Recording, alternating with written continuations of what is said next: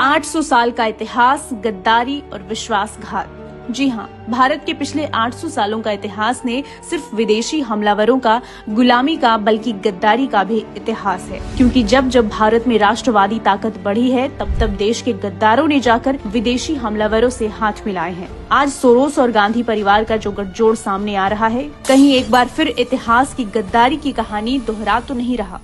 दौलत खान लोधी की गद्दारी। 16वीं शताब्दी में इब्राहिम खान लोधी दिल्ली का बादशाह था, लेकिन उसे मेवाड़ के राजा राणा सांगा से कठोर चुनौती मिल रही थी। राणा सांगा की सेना इब्राहिम खान लोधी को लगातार 2 युद्धों खतौली और धौलपुर में हरा चुकी थी और ये कदम तय हो चुका था कि आज नहीं तो कल राणा सांगा अपनी सेना लेकर दिल्ली कूच कर आएंगे। लेकिन तभी इब्राहिम खान लोधी के लाहौर प्रांत के गवर्नर दौलत खान लोधी ने समरकंद के भगौड़े बाबर को खत लिखकर भारत में हमले के बुलावे को भेजा। दौलत खान लोधी को पूरी उम्मीद थी कि बाबर मेवाड़ के राजा राणा सांगा की बढ़ती ताकत को रोक सकता है, और हुआ भी ऐसा ही। बाबर के तोपों के सामने राणा सांगा की सेना को हार का मुंह देखना पड़ा और यहाँ से देश में मुगलों की गुलामी की शुरुआत हुई। नजीब-उद-दौला की गद्दारी। औरंगजेब के मरने के बाद मराठा साम्राज्य बहुत मजबूत हो गया था और स्थिति ये हो गई थी कि मराठों ने मुगल बादशाह को पेंशन पर बिठा दिया और इसी समय नजीमाबाद के मुगल सेनापति नजीब-उद-दौला ने अफगान से सुल्तान अब्दाली को चिट्ठी लिखकर भारत पर हमले के लिए बुलावा भेजा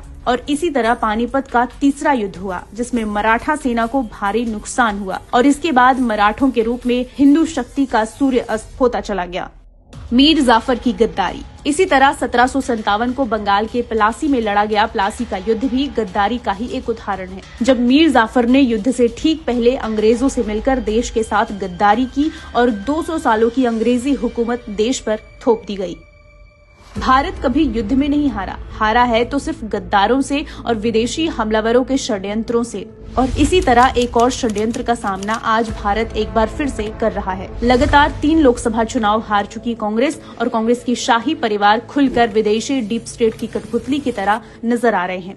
जॉर्ज सोरोस के फंडेड संगठन FDLAP में सोनिया गांधी बतौर उपाध्यक्ष जुड़ी रही है और ये वो संगठन है जो आजाद कश्मीर की हिमायत करता है। इसी तरह जॉर्ज सोरोस के पैसों से चलने वाली संस्था OCCRP के फेक मुद्दे राहुल गांधी आए दिन उठाते रहते हैं। भारतीय शेयर बाजार को गिराने का षड्यंत्र रचना हो या भारतीय उद्योगपतियों के खिलाफ माहौल बनाना हो, देश के संवैधानिक संस्थाओं पर भरोसा खत्म करना हो, संसद की कार्यवाही हर बार ठप करनी हो, भारत को राज्यों का संघ बताना हो या फिर विदेश जाकर यूरोप और अमेरिका से भारत में दखल की मांग करनी हो, ये सारी बातें चीख चीख कर एक ही बात कह रही है। क्या गांधी परिवार ही देश का नया मीर जाफर है, जो भारत की प्रगति और स्थिरता देख नहीं पा रहा और अपनी सत्ता के लिए श्रीलंका, बांग्लादेश, पाकिस्तान जैसी अराजकता भारत में भी चाहता है।